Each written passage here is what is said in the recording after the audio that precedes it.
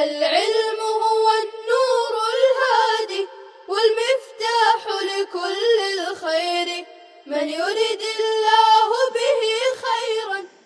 الحمد لله رب العالمين والصلاة والسلام على سيد الأنبياء والمرسلين سيدنا محمد وآله وصحبه أجمعين. أعوذ بالله من الشيطان الرجيم. بسم الله الرحمن الرحيم. انفروا خفافا وثقالا وجاهدوا بأموالكم وأنفسكم في سبيل الله. تم نکلو ہلکے ہونے کی حالت میں اور بوجھل ہونے کی حالت میں، اور تم جہاد کرو مالوں اور جانوں کے ذریعے اللہ تعالیٰ کے راستے میں. ذالکم خیر لکم ان کنتم تعلمون، یہ تمہارے لیے بہتر ہے اگر تم جانتے ہو. لو كان عرضا قريبا وسفرا قاصدا لاتبعوك، اگر قریب ہی مال ہو اور درمیانہ سفر ہو تو ضرور وہ آپ کے پیچھے ہو لیتے. وَلَكِن بَعُدَتْ عَلَيْهِمُ الشُّقَّةُ، لیکن انہیں سفر مشقت بھرا دور معلوم ہوا. وَسَيَحْلِفُونَ بِاللَّهِ لَوِ اسْتَطَعْنَا لَخَرَجْنَا مَعَكُمْ، اور اب وہ منافقین،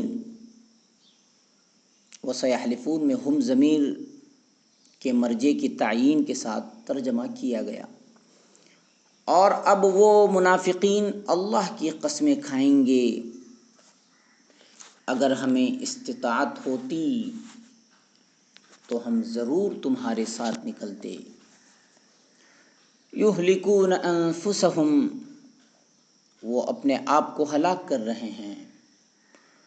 واللہ یعلم انہم لکاذبون، اور اللہ جانتا ہے کہ یقیناً وہ جھوٹے ہیں.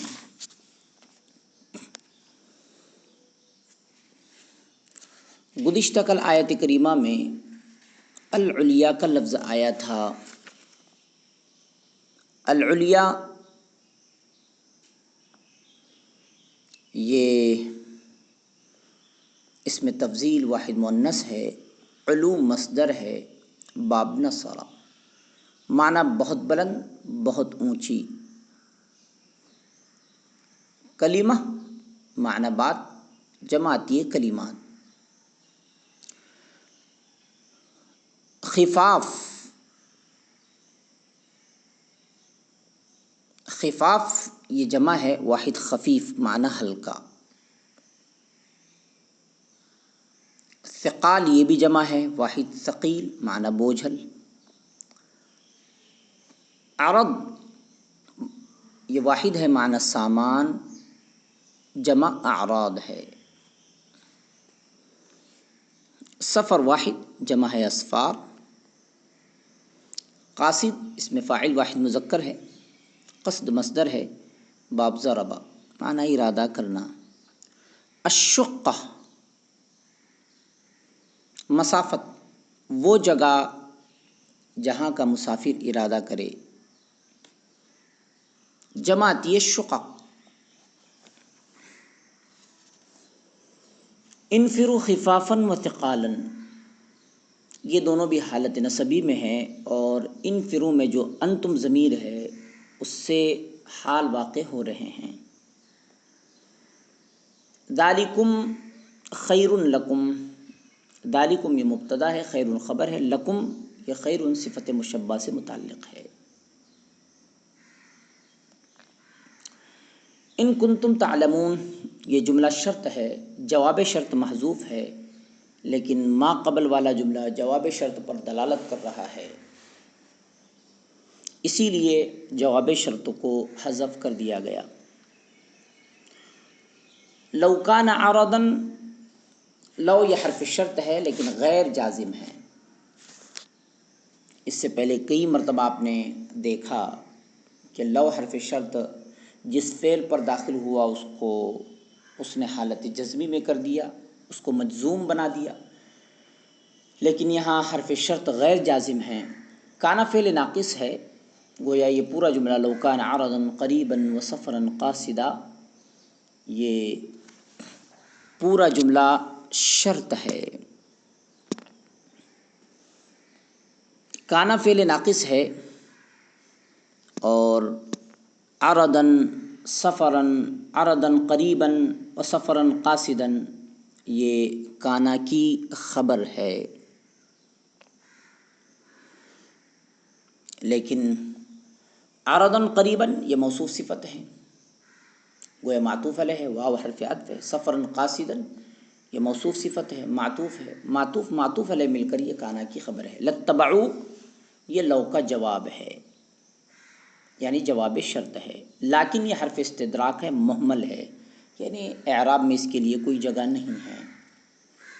بعودت یہ فعل ہے، الشقہ یہ اس کا فاعل ہے، اور علیہم یہ جار مجرور مل کر بعودت سے متعلق ہے.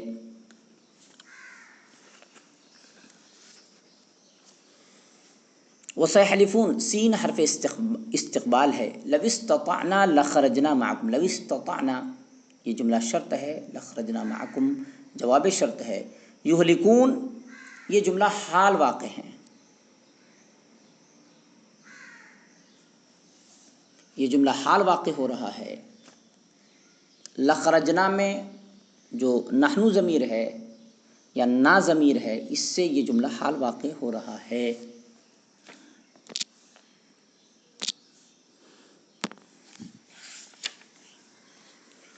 الا تنصروہ فقد نصرہ اللہ، آیت نمبر 40 کی ہم تشریح کر رہے ہیں. اس آیت میں اللہ تعالیٰ نے مسلمانوں کو حکم دیا کہ تم رسول اللہ صلی اللہ علیہ وسلم کی مدد کرو، اور یاد رکھو کہ دین کی مدد کرنا تمہارے لیے ہی سعادت اور کامیابی کی بات ہے.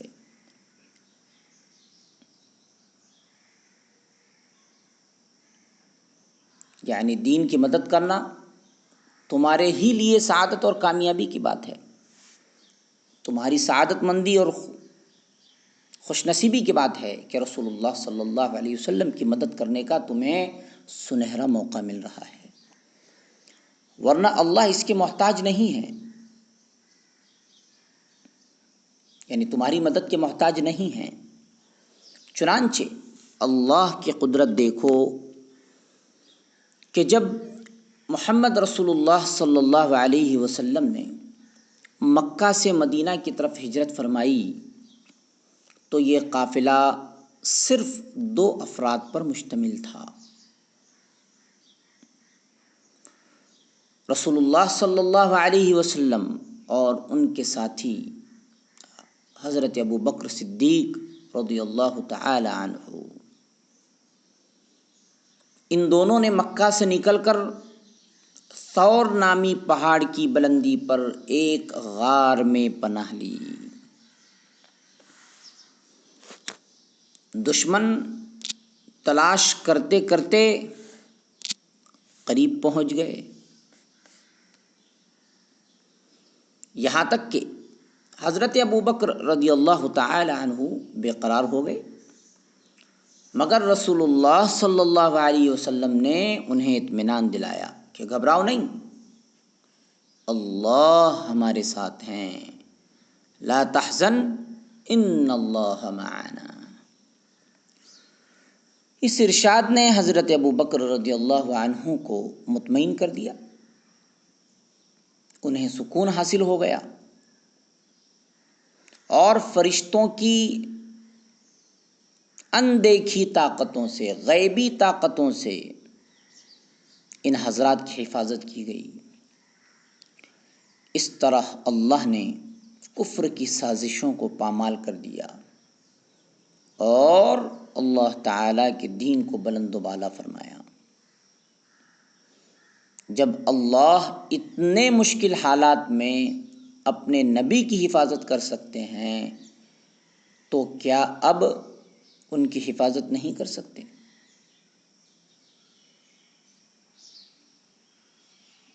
اس آیت میں ثانی اثنین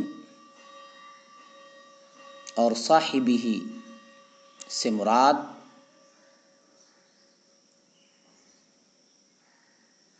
حضرت ابوبکر صدیق رضی اللہ تعالیٰ عنہ ہیں۔ یہ بعض لوگوں کی رائے ہے، اور جیسا کہ ہم نے جو ترجمہ کیا ہے اس سے ثانی اثنین سے حضور اکرم صلی اللہ علیہ وسلم کی ذات مراد ہے اور صاحبہ سے حضرت ابوبکر صدیق رضی اللہ تعالیٰ عنہ مراد ہے۔ گویا اس امت میں حضور صلی اللہ علیہ وسلم کے بعد سب سے اونچا درجہ حضرت ابوبکر رضی اللہ تعالی عنہ کا ہے، اور ان کا صحابی ہونا اللہ تعالی کی طرف سے تصدیق شدہ ہے۔ اس کے بارے میں تفصیل ہم لغات میں بتا چکے ہیں۔ بعض اہل علم نے ثانی اثنین کی تعبیر سے رسول اللہ صلی اللہ علیہ وسلم کے بعد حضرت ابوبکر رضی اللہ عنہ کے خلیفہ راشد ہونے پر بھی استدلال کیا ہے۔ بہرحال اس آیت کریمہ میں ہجرت کے واقعے کی طرف اشارہ ہے، اور ہجرت کا یہ واقعہ سیرت کی کتابوں میں تفصیل سے ذکر کیا گیا ہے۔ ان کتابوں سے استفادہ کیا جا سکتا ہے۔ انفروا خفافا وثقالا۔ اللہ تعالیٰ کے اس ارشاد کی روشنی میں بعض حضرات کا خیال ہے کہ ہر مسلمان پر جہاد فرض ہے، خواہ وہ جوان ہو یا بوڑھا۔ حضرت ابو طلحہ رضی اللہ عنہ جب اس آیت پر پہنچے تو اپنے بیٹوں سے فرمایا کہ مجھ کو جہاد کے لیے تیار کر دو۔ صاحبزادوں نے عرض کیا کہ اللہ آپ پر رحم فرمائے، آپ حضور صلی اللہ علیہ وسلم کے ساتھ جہاد کرتے رہے، پھر آپ صلی اللہ علیہ وسلم نے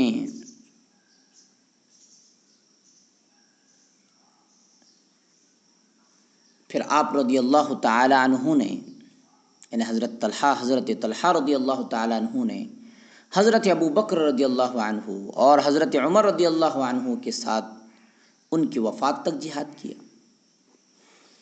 اب ہم لوگ تو آپ کی طرف سے جہاد کر ہی رہے ہیں، لیکن انہوں نے نہیں مانا اور ایک سمندری لڑائی میں شرکت فرمائی اور اسی میں شہید ہو گئے۔ ان کے رفقا 7 دنوں تک ان کو دفن کرنے کے لیے خشکی کی کوئی جگہ تلاش کرتے رہے، تب جا کر ایک جزیرہ ملا اور وہاں انہیں دفن کر دیا گیا۔ لیکن ان کی کرامت دیکھیے، صحابی رسول صلی اللہ علیہ وسلم کی 7 دن گزرنے کے بعد بھی ان کی لاش میں کوئی تبدیلی نہیں آئی تھی رضی اللہ عنہم۔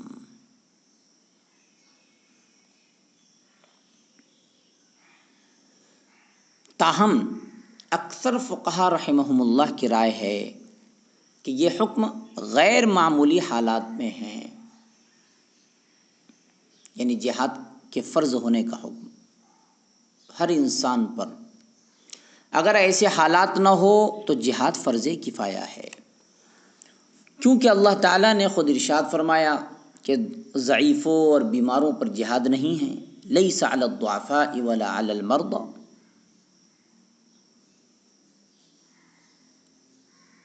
وجاہدوا باموالکم، مال سے جہاد کرنے کا مطلب یہ ہے کہ جہاد میں مال سے مدد کی جائے، یعنی جہاد کے مناسب اسباب و وسائل مہیا کیے جائے، جنگی ساز و سامان سے مدد کی جائے۔ چنانچہ آپ صلی اللہ علیہ وسلم نے ارشاد فرمایا، جس نے کسی مجاہد کو اسباب جنگ فراہم کر کے جہاد کے لیے تیار کیا یا اس کے غائبانہ میں بہتر طور پر اس کے اہل و عیال کی نگہداشت اور کفالت کی، اس نے خود جہاد کیا۔ من جہز غازیا فی سبیل اللہ فقد غزا۔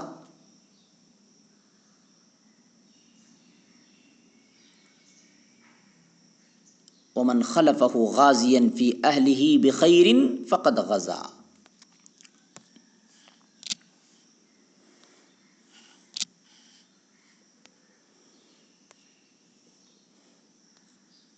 وَسَيَحْلِفُونَ بِاللَّهِ لَوِ اسْتَطَعْنَا لَخَرَجْنَا مَعَكُمْ۔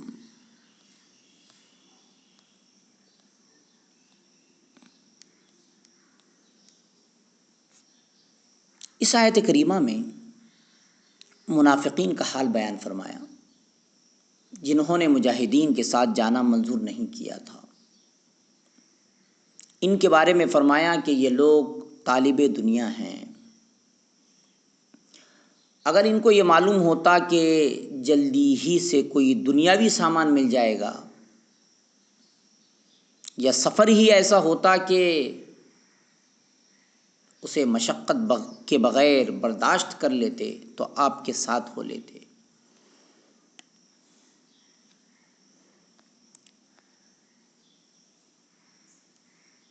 اس ساتھ لگنے میں ان کے اسلام کے ظاہری دعوے کا بھرم رہ جاتا، اور جن دنیاوی منافع کے لیے انہوں نے اسلام کو بظاہر قبول کیا ہے، ان منافع کی امید بدستور قائم رہتی۔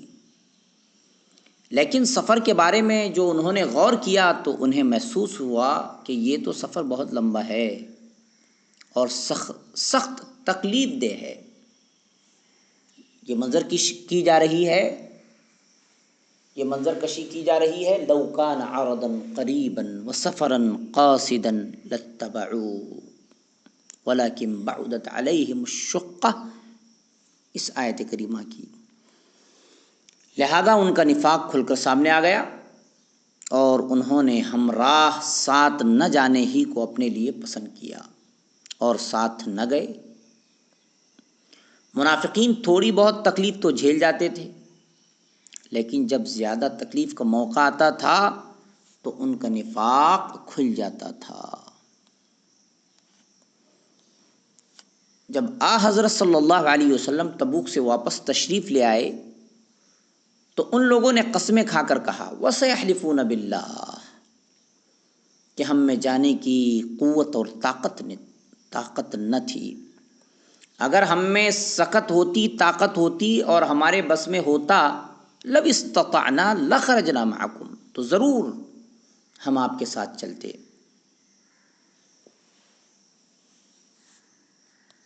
یہلکون انفسہم،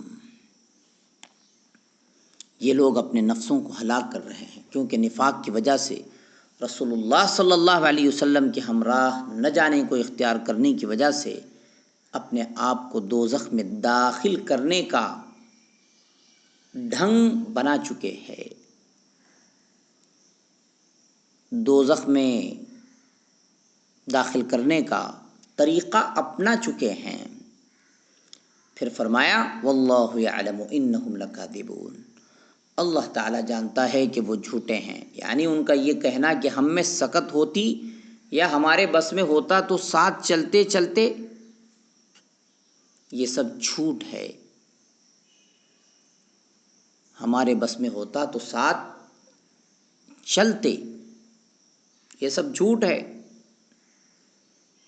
کیونکہ قوت اور طاقت ہوتے ہوئے ساتھ نہ گئے۔ وصلی اللہ تعالی علی خیر خلقہ سیدنا محمد وآلہ وصحبہ اجمعین برحمتک یا ارحم الراحمین. السلام عليكم. لا تنسوا الاعجاب بالفيديو والاشتراك في القناة تشجيعا لنا لنستمر بنشر المزيد إن شاء الله.